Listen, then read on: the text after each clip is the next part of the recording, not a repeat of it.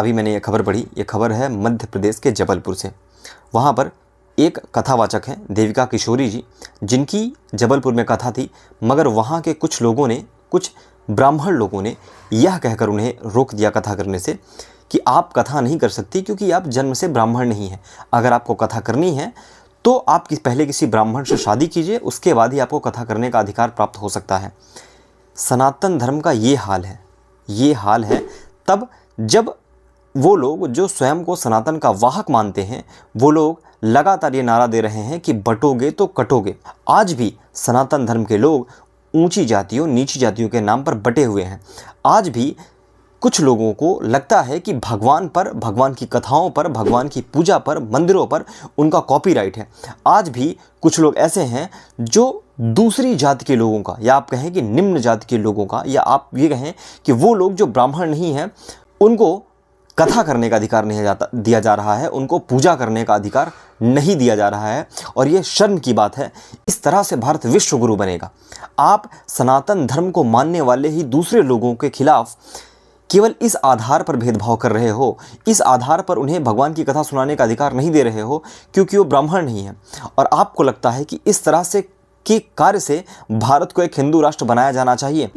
जब तक लोगों में जाति अहंकार बना रहेगा, जब तक लोगों को ये लगेगा कि अरे मेरा कॉपीराइट तो है भगवान पे, भगवान को केवल मैं ही पूज सकता हूँ, भगवान की कथा तो केवल मैं ही सुना सकता हूँ, तब तक ये दुर्गति होती रहेगी। और तब तक लोग धर्म को छोड़कर जाते रहेंगे।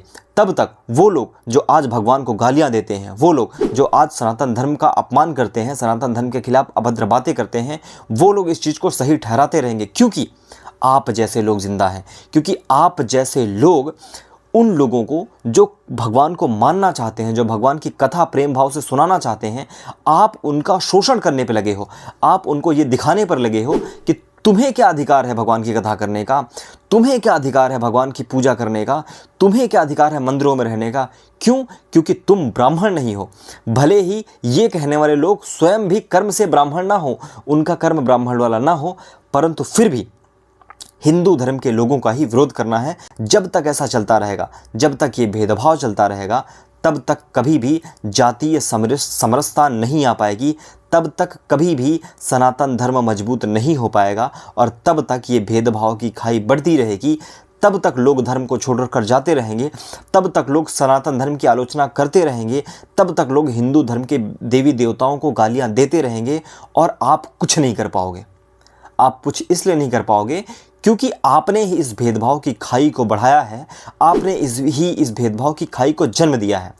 सनातन धर्म में शामिल सभी लोगों को इससे यह फर्क नहीं पड़ता कि ये उच्च जाति का है, निम्न जाति का है।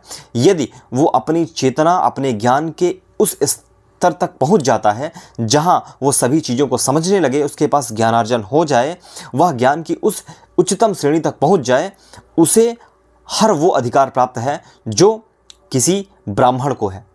जन्म से कोई भी व्यक्ति श्रेष्ठ नहीं होता है, और ना ही इस अहंकार को लेकर चलिए, वरना आप लोग धर्म का और जो हमारे धर्म का मूल सिद्धांत है उनका सत्यानाश कर दोगे।